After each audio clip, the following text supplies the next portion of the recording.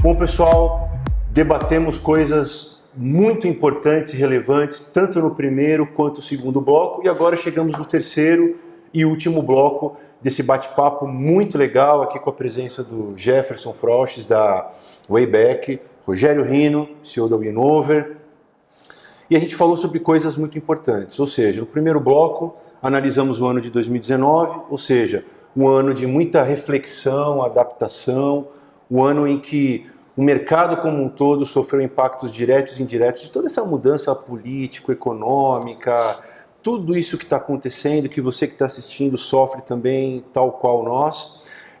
Olhamos para o próximo ano, o ano de 2020, como um ano de, claro, incertezas, dúvidas, mas também de muito desafio, né? De muita coisa para se buscar. Um ano em que a gente espera que haja uma união cada vez maior aí das empresas de cobrança, né? Portanto, elevando o patamar do mercado. Um ano em que a gente espera uma mudança, uma quebra de paradigma e de mindset também dos nossos contratantes, né? Um ano em que a gente espera que a política do ganha-ganha seja de fato feita na prática e também a construção de uma relação de parceria de longo prazo seja efetivamente a realidade e a pauta aí de todas as relações comerciais do mercado. E quando a gente fala do segmento de recuperação de crédito, a gente olha muito também, né? A gente olhou muito como é que está o nosso país, né? Só que como o Jefferson falou e o Rino também complementou, poxa, a gente tem um oceano aí de oportunidades, de coisas que de repente ainda não foram buscadas, sim, ou não foram descobertas, né? Ou de repente o mundo está só falando, como você comentou, né? Ah, digital, digital, digital, mas por outro lado se perde uma série de outras oportunidades também, e eu acho que o mercado ainda tem muito a crescer, né? Então, qual é a provocação que eu quero fazer para vocês agora? O que a gente hoje consegue enxergar dessa movimentação do mercado nacional, quebrando as barreiras também para o mercado internacional, portanto falando de uma globalização do segmento de recuperação de créditos, né? Como é que se enxerga, Jefferson, essa questão aí do Brasil versus o mundo, nessa questão da globalização do mundo da cobrança e de recuperação de créditos? É um tema muito interessante, muito vasto, né, muito rico. Como vocês sabem, nós temos na Wayback uma área de recuperação de créditos internacionais. Já há 20 anos nós atuamos nessa direção. Então, como funciona isso? É uma estrada de duas vias. Nós recebemos contas internacionais para trabalhar no Brasil. Da mesma forma, geramos contas aqui nos nossos clientes que venderam para o exterior e não receberam. Então, a empresa é uma empresa europeia, a empresa tem 32 anos, presente em 150 países, aí aproximadamente 8 mil colaboradores. Maravilha. Estou dizendo tudo isso por quê? Para dar um pouco de base na sua questão, né? Eu vou ser bastante enfático no que eu vou dizer, porque de fato é o que eu sinto e é onde eu estou direcionando os negócios, já para 2019, mas também 2020, 2021, que eu acho que é uma coisa muito sem volta, né? É abrir efetivamente a visão para... no grupo nós temos um jargão que diz assim: o dinheiro não tem fronteiras, nós também não. Isso de fato é uma verdade, porque quando você olha para o modelo de prestação de serviços, ele é um business, é um negócio, sem dúvida, mas quando você fala para o nível de aprendizado que isso traz, conhecendo outras culturas, outras formas de fazer os serviços de cobrança, ou os serviços satélites que envolvem o trabalho de cobrança para que o trabalho seja bem feito, então isso é muito rico, é muito interessante. E todo mundo tem dor o tempo todo, né? Essa é a verdade. É verdade. Quando você fala de um grupo presente em 150 países, tem sempre alguém cutucando lá a matriz. O que nós fazemos? Está em crise aqui, o que eu faço? Tiro o pé, vou segurar minha área comercial? A instrução é uma só. Gente, a crise ela é cíclica. Cada hora ela está no lugar. Quer dizer, então a ordem sempre é assim: pisa no acelerador e continua com a cabeça erguida, acreditando naquilo que você sabe fazer de melhor e vai em frente, porque isso vai mudar de lugar. E de fato é o que ele mostra para nós ao longo de todos esses anos, né?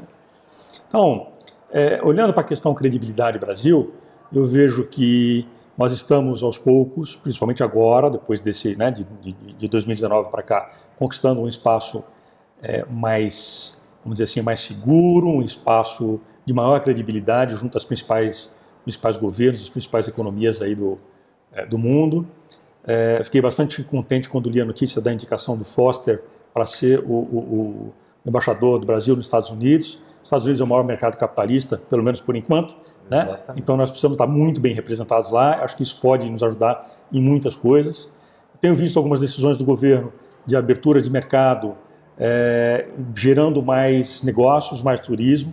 Isso é fundamental para que o país seja visto de forma diferente, né? E quando nós olhamos para o bloco oportunidades, né, melhor dizendo, e aí eu sempre me refiro ao livro, né, a estratégia do Oceano Azul, né, por isso que eu brinco muito com o Oceano Azul, Oceano Vermelho, acho que é uma oportunidade incrível de fazer negócio. Né? Efetivamente não tem fronteira. Se você tem um respaldo legal, estrutura efetiva para concluir o trabalho, não tem por que não buscar isso dentro do próprio mercado onde nós vivemos, onde nós trabalhamos, onde nós gostamos, onde nós somos, né, no nosso país. Então é muito interessante quando a gente olha um olhar agora de credibilidade em todos os aspectos, né? Nós estamos dentro de um grupo e o board é composto por 5 membros. Então nós temos uma composição de um executivo da Bélgica, um da Inglaterra, um da França, um da Coreia do Sul e um do Brasil. Só temos nós aqui nas Américas, né, no Hemisfério Sul, fazendo esse trabalho, gerando credibilidade, levando para o grupo, levando... Então, quando eu conto um pouco dessa nossa trajetória, ela tem mais como um testemunho do que como qualquer outra intenção, né? Um testemunho de dizer, puxa vida, vale a pena olhar para isso, né? Vale a pena fazer, tem mercado para todo mundo, não precisa ficar simplesmente nadando e às vezes se afogando no Oceano Vermelho, né? Um pouco disso, não sei se contribuí aí com a tua questão, mas eu acho que isso transmite um pouquinho aquilo que eu penso sobre o nosso posicionamento lá fora na indústria de cobrança. Né? Muito importante ouvir esse teu testemunho também aí de como é que funciona, né, o grupo no qual você está inserido, né, Jefferson, principalmente essa visão de que realmente assim, não há barreiras nem para você expandir a visão dentro de casa, mas principalmente fora de casa também. Sem dúvida. Né? Acho que é muito legal. E passando a bola para o Rino, e no teu caso, Rino, como é que você vê aí essa questão do Brasil versus o mundo, né? Qual é, você que também, assim como o Jefferson, viaja bastante, participa dos eventos, vocês conhecem muito como é que está o mercado lá fora, né? Como é que você vê essa questão do Brasil versus o mundo, né? Como é que está o Brasil? Como é que ele está em relação ao mundo? Como é que você vê as oportunidades nesse contexto mais globalizado? Então, Caricage, assim, é interessante que a gente, como brasileiros, às vezes tem aquela... parece que tem um medo de saber que é diferenciado e que tem uma relevância no mundo. A gente tem aquele mal de ser tupiniquim, achar que a gente é o 5º lugar, o 6º. E no segmento de cobrança não é verdade isso. O famoso complexo de inferioridade. Complexo de inferioridade baixa no brasileiro, que parece que só o que tem lá fora é bom, o que está aqui é ruim. Nada vale. Né? No nosso segmento, na minha ótica, vou falar da minha ótica, é o contrário. Tá? Então eu já tive a oportunidade de ir para fora em alguns lugares a avaliar algumas empresas de cobrança. Inclusive a gente esteve junto em Chicago, eu e o Jefferson, com um grupo. Depois fui para Boston, estive em São Francisco, fui na Europa. Nós temos um sócio, que é o Jorge Regimbault, que foi presidente da CETELEM, é nosso sócio na Winnover, tem operações na Europa. A gente foi avaliar operação lá na Europa e estivemos recentemente em Israel. Então, quando você olha e vê todo esse segmento, porque, vamos lá, Estados Unidos, Europa, Israel, já deu para ter... E próximo ano, China. Você vai comigo para a China. Vamos lá. Jefferson também já falou, vamos para a China. Ô Pablo, estou fazendo o merchan, depois você, por favor, aí, vislumbra aí um espacinho legal para nós lá na China. Mas vamos lá. Então, o que acontece? A gente tem que saber que no Brasil, o Brasil é um dos, que eu chamo de leading edge, né? Tá na ponta da tecnologia no mercado financeiro. O Brasil, os bancos brasileiros têm um nível de informatização, de gestão muito superior a muitos países de primeiro mundo. Isso é uma realidade. É uma realidade. Ao mesmo tempo, nós temos uma população classe D gigantesca. Nosso país, ele é mais do que um país, são vários países aqui dentro. Então você tem vários extremos. E ainda, além disso, nós não temos uma regulamentação que impeça um trabalho de cobrança. Nos Estados Unidos, por que eles não estão hoje na frente do Brasil como empresas de cobrança? Por uma questão básica de leis da década de 70, que não permite uma invasão de privacidade segundo uma ótica que, para mim, é uma ótica estranha para um país tão moderno e tão capitalista como é os Estados Unidos. Então, ela acaba gerando até uma indústria dos advogados, né? Lá, a indústria dos advogados e as empresas de cobrança acabam tendo que se regrar demais para qualquer tipo de contato, com muito receio de fazer uma cobrança junto a um devedor. Isso é uma realidade, depende de estado a estado, a intensidade dessas leis é maior ou menor. No Brasil, a indústria que nós estamos inseridos nos permite usar discadores de alta tecnologia. Nós temos aqui, né, empresas com a parte de discagem preditiva, assim, cara, nível NASA. Quando você olha, nós usamos hoje o Omnichannel na sua intensidade, talvez pudesse até ser mais, o que esbarra ainda um pouco, que eu diria assim, na real resultado de alguns canais. Tem canais que realmente ainda estão em desenvolvimento, tem canais que não se provaram ainda, mas a gente consegue usar de uma intensidade forte. Então o Brasil está muito bem inserido no segmento mundial. Isso, né, colocando isso, para mim, existe uma oportunidade gigantesca de nascer num futuro daqui a 5, 10 anos, uma grande multinacional de collection no mundo, brasileira. Por que não? Nós temos hoje na área de atendimento multinacionais que estão aqui, estão no mundo e têm base lá fora. Nós sabemos disso. Na Europa. E tentam entrar no segmento de cobrança. Estão certos, porque é um segmento adicional, mas não tem DNA de cobrança. Cobrança não é call center. Cobrança demanda cérebro, como demanda estratégia, demanda muito mais do que só ter computador, headset e um discador. Então é complexo. Então eu vejo o seguinte, eu vislumbro num futuro, inclusive, né, essas empresas, assim como nós, crescendo lá na frente, quiçá, talvez se juntarem para montar uma grande transnacional. Até porque existe um mercado gigante na América Latina. O Chile é um mercado excepcional, a própria Argentina, quando você pega o Peru, México, e não existe hoje uma empresa que tem esse tipo de condição. Então, olhando o contexto mundial, o Brasil lidera, na minha opinião, do ponto de vista de estratégia, gestores, na parte de tecnologia, e agora cabe a existirem, né, os ambientes propícios em algum momento no futuro para desbravar esses segmentos. Que às vezes são carentes em alguns países, ou mesmo nos Estados Unidos. Não é fácil fazer cobrança nos Estados Unidos, não é fácil, é bastante complexo. Mas se você pergunta para qualquer empresário americano do segmento de cobrança se ele sai, Caricati, ele não sai. Não, né? Sabe por quê? Porque é rentável. E outra coisa, a visão de longo prazo para eles ela é real. Nós estamos acostumados a uma visão de muito mais curto prazo. Então, quem sobrevive em um ambiente como o nosso e tendo a possibilidade de ter usado tantas tecnologias como nós usamos, bem organizado, faz um resultado fantástico lá fora. Agora não dá para entrar sozinho. Eu falo que momentos como esse, é como o Jefferson teve a oportunidade, a Wayback tem uma fortaleza muito grande, eu tiro o chapéu pelo conhecimento na cobrança B2B, nós não nos especializamos nesse segmento, nessa vertente, a Wayback tem isso muito bem desenvolvido, e foi para um trabalho internacional com várias outras empresas juntas, uma união... Mostrando que é possível. Que é possível. Sim. Então, da mesma sorte, no massivo, eu entendo que vai acontecer em algum momento uma união de forças para fazer com que o Brasil tenha um diferencial gigante. Gigante. Eu tive a oportunidade, acho que em Chicago nós tivemos a Teleperformance, que é uma empresa francesa, né, tem estrutura no Brasil e está nos Estados Unidos, fazendo um trabalho muito bom. Né? Por que o Brasil não pode ter uma empresa, né, brasileira lá fora também, muito forte no massivo?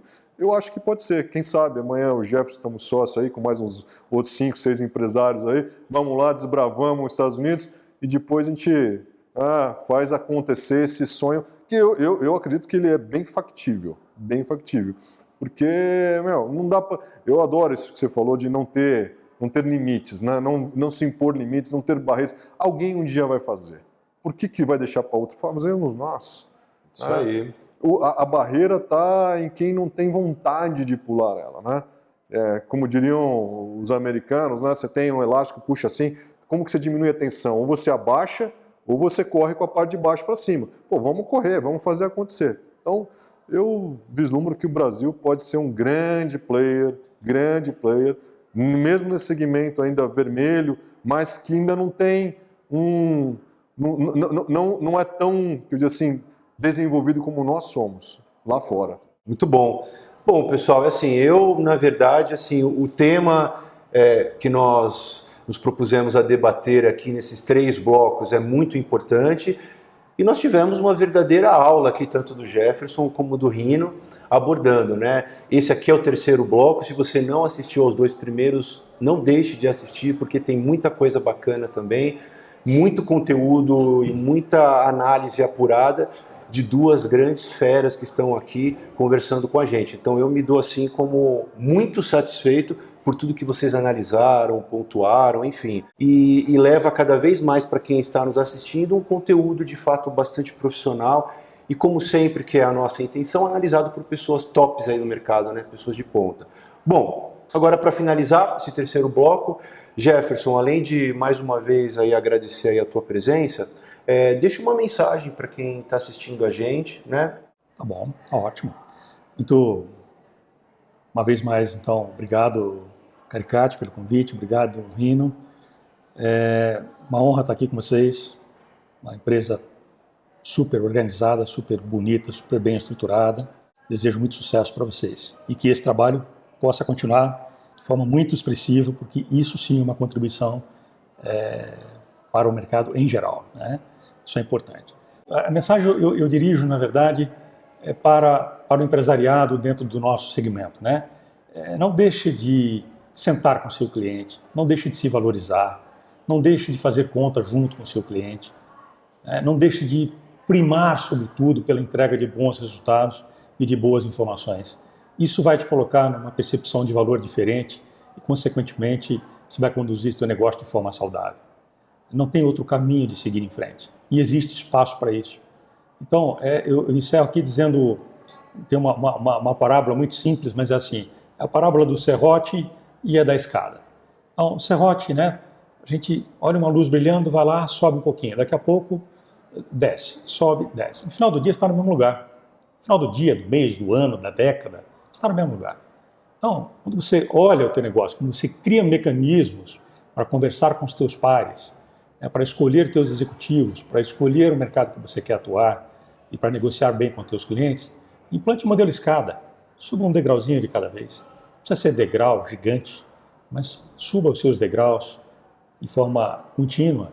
E no final do período você vai ter algum crescimento que de alguma forma vai te trazer uma satisfação muito grande como pessoa, como empresário, como ser humano, né? E é disso que nós vivemos. Esse é o nosso alimento. É entender que no final de algum período, seja ele qual for, você se sentir útil para o teu negócio, para os teus colaboradores, para os teus clientes, para o teu país em geral. Obrigado. Sensacional. Muito obrigado aí pela mensagem, viu, Jefferson? E, Rino, abre espaço para você também aí deixar a tua mensagem final. Ótimo. Primeiro agradecer ao Jefferson por ter aceito aí o nosso convite. É uma pessoa que nem eu falei, que eu tenho enorme apreço.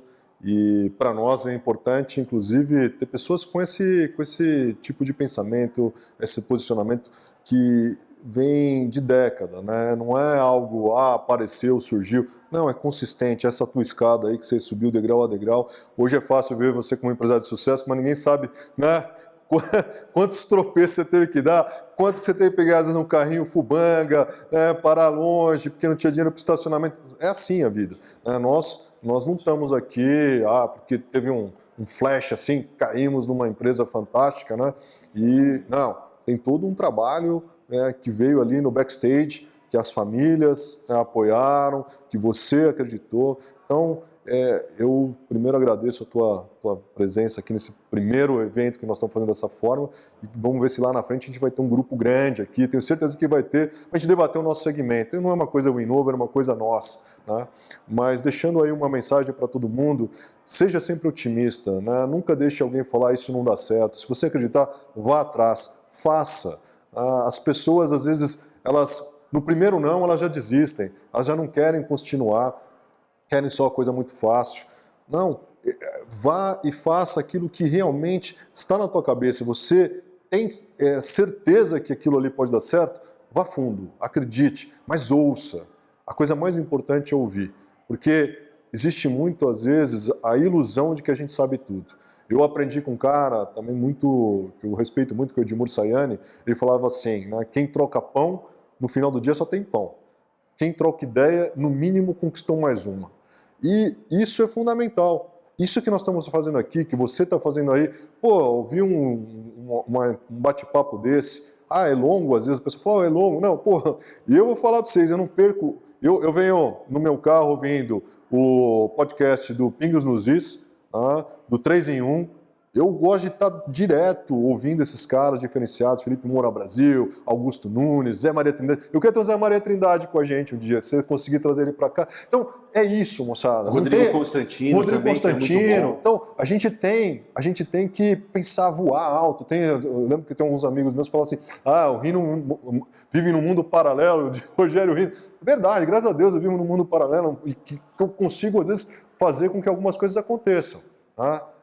Quem diria, em 2012, quando a gente eu resolvi sair do mundo de ser um executivo bem-sucedido para arriscar como empresário, que um dia eu ia poder ter um cara desse naipe do meu lado. Não, é verdade ou não é? Porque até o ano passado o cara comercial era eu. E eu tenho muita honra disso. O Denis é um cara comercial, meu sócio. O Moisés é um cara mais de estratégia, igual o Georges. Cada um tem o seu papel, mas hoje a gente consegue ter um cara desse naipe e consegue fazer um evento desse.